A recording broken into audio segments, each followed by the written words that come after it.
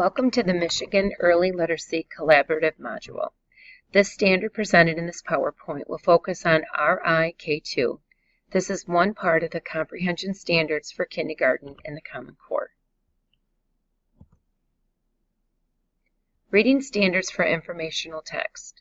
This module will provide ways to prompt and support readers by asking them to identify the main topic and retell key details in a text, to use a balanced literacy model in the classroom, to check for understanding through formative assessments, to understand the assessment cycle, and to integrate this standard in reading and writing instruction. The Common Core anchor standards in kindergarten are displayed here. Notice that all of these are sprockets and they're working together and they're all interrelated and very, very important. All of them have equal value and must work together. Learning trajectories in our kindergarten classroom, and when we look at our learning trajectories for kindergarten, we're looking at a span from fall, winter, and spring. How you teach this standard will depend on the time of year. You will build on these anchor standards by establishing your classroom routines and procedures. The curriculum we teach is driven by an assessment cycle, and the data from the assessment drives our instruction, revises our strategies to move towards our goals and needs of children. Components of a balanced literacy program. It's very important to look at what creates success in kindergarten. When we focus on our Common Core and look at our reading instruction, our writing instruction, and our working with words, you need to provide opportunities for daily instruction in these areas. And again, the 120 to 150 minutes across the bottom is not realistic for kindergarten. But then again, you're setting your standards and procedures, putting things in place, and your components of a balanced literacy program that create success in kindergarten. You'll start small, but you're going to want to build stamina towards the end of the year using those areas. Goal setting in kindergarten. When we look at this in comprehension piece, comprehension development is at the top of this chart, but intentional teachers constantly think about the goals and outcomes they want for their students and how their instructional decisions move their students towards their goals. All of these are interrelated and equally important. When we look at the concepts about print, our phonemic awareness, our phonics instruction, our vocabulary development, our fluency, all help with comprehension to create successful readers.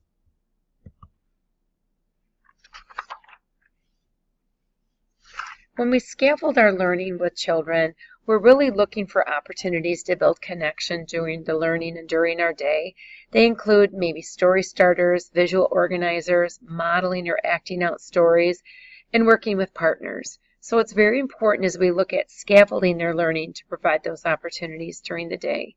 When we look at ZPD, the Zone of Proximal Development, this was created by Vygotsky, and it really looks at the difference between what a learner can do without help and what he or she can do with help. And we're looking at that zone to give them that optimal target for learning. Another point that you need to keep in mind is multiple intelligences. Howard Gardner's done extensive research on this, and when we learn how children do learn in the classroom and balance that out or provide opportunities that might not be their strength, it's a way of differentiating by scaffolding, looking at their developmental targets, and helping children become successful. What does the gradual release of responsibility model look and sound like? Research shows that the optimal learning is achieved when teachers use the gradual release of responsibility model of instruction. We look at the teaching phase, you look at the teaching behavior, and we look at the learner behavior. That teaching phase is the I do, the teaching behavior is the we do, and the learner behavior is the you do, where they assume responsibility and are accountable for their learning. Understanding the standard RI.K.2. When we understand the standard, we unpack some things and try to build some prior knowledge ourselves for what children need to see and understand. When it's defined in the Common Core, it says, with prompting and support, identify the main topic and retell key details in a text. When someone reads a piece of text, it often generates questions, and those natural curiosities with children. Every piece of text contains a major topic and idea and details that surround that, and some details are more important than others. Using an anchor chart that really offers the understanding of those key features and details in an informational text, then using those and noticing them as you're reading to build, oh, I can learn this here, or this makes sense here, or I was thinking of this. It just provides a natural way of teaching children about informational text. Understanding the parts of the mini lesson in a workshop model. There are 4 components in a workshop model in a mini lesson, and most importantly, within the mini lesson, you want to keep your lesson to 12 minutes or less. It's very important that it's short and sweet and to the point. It's not a conglomerate lesson, it's just a small bite, if you will. When we go through and talk about the lesson that was created for this module, it is in this workshop manner. The connection here will last about a minute. You want to make sure it begins with a specific reminder of a previous learning of what you've done yesterday or the day before. State your learning target. Readers, we can identify the main topic and idea and retell key details of an informational text. Your connection. Readers, we have been learning about these new text features in our informational text. And as readers, we can identify the main topic and retell key details in our informational text. And again, you can use a chart or an anchor chart for a reference as you're talking about that to make that connection. In science, we've been learning about our 5 senses. You can use the chart here at the bottom to review, or something you might use in your classroom. Today, I want to teach you how we can identify these senses and retell these key details using our large big book, My 5 Senses. Teach. Here the teacher models or explains a precise teaching point by using a familiar text as you can explain or show examples. Now, the text needs to be familiar, and it means that you've already reread it, or you can use something comparable, which I'm using a smaller text because I've already reread the larger one to the children. So using a smaller book you can get through Scholastic just helps to build that connection and just focuses on just one sense at a time. Teach. Readers, we can identify the main topic and retell key details of an informational text. In our science unit, we are learning about our 5 senses. Today, readers, will be rereading a new text that focuses just on one sense, taste. Taste will be our main topic and idea. As I'm rereading this information text to you, I want you to pay close attention to the things we can taste. Now, you might reread it or it might be a fresh read. Either way, it's okay. Look at the question words and the anchor chart and the text features before proceeding, because you're looking at drawing those connections to what you're asking the children to look for. Students will need to watch and listen to learn.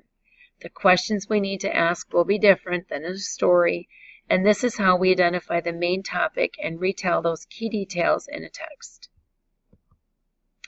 Active engagement. Here the readers try the teaching point through guided practice. Now it's your turn to try. Restate your teaching point here. This is your you do as far as the gradual release. Model your thinking by asking questions as you read and notice the text features. Review them before and the during with the anchor chart here to the right.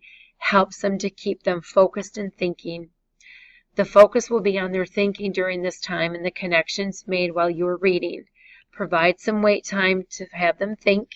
Then have them go eye to eye, knee to knee, and pair and share maybe 1 to 2 facts they've learned. Set up time for sharing, 10 to 20 seconds. Review what a good listener and good speaker do. When you're finished, bring them back and remind them and restate. Readers, you've just shared the main topic and you were able to retell some key details from the text. Link. Here we set up children to transfer that teaching point to their independent reading and writing.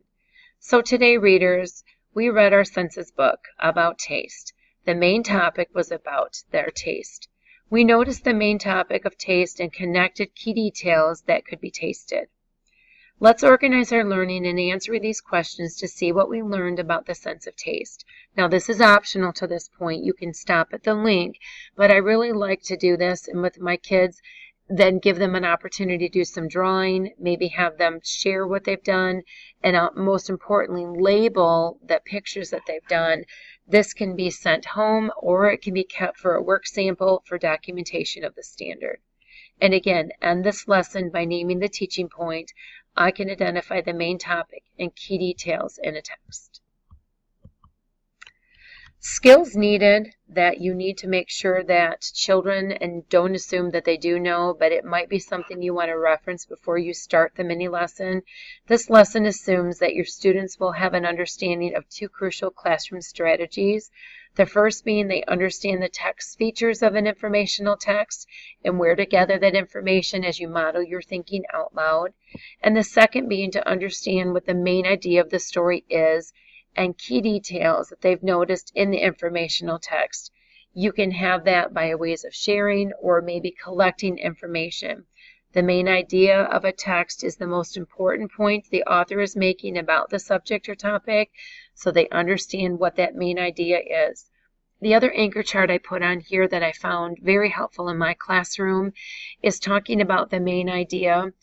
And it really looks at fictional stories and your nonfiction and how those questions are different within those bubbles that are there. I also use two different retelling hands, one which is a story retell, the other one is an informational text retell. It makes great connections for them to be able to go through and specifically tell that main idea, a fact, that support, and the conclusion that they come to that is just something as food for thought, if you like to use. When we talk about the formative assessment, again, this is a quick check with your plan, your teach, your evaluating and act, and then your exit ticket, and then what you'll revisit and revise based on what you've needed. Again, those quick checks, I like to use those fingers. It gives me a great visual as far as what they've gotten after I've kind of shared these things. 1, I get it. 2 fingers up, I need a little help. I kind of get it. 3, I got it. 4, I really got it, and I can teach a friend. Based upon the numbers and the fingers you see is how you'll revisit and revise this instruction. Your anchor standards here, as we're looking, is very important to look at how we can find ways to integrate these standards in our daily activities. Multiple opportunities and exposure in our content standards promote success across the curriculum. So when we're looking at these standards, these are some things that could be integrated within this instruction and lesson. I want to thank you for taking your time to listen to this module on comprehension in kindergarten using informational text. My hope is that you'll take this information and make this your own and apply these ideas to make your students become successful readers.